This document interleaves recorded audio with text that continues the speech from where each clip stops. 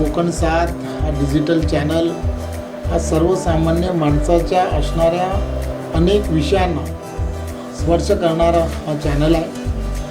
या चॅनलला ज्या पद्धतीने उभारी घेतली आहे त्या उभारीमध्ये त्यांचे असणारे सगळे सहकारी एक वेगळ्या पद्धतीने काम करतात.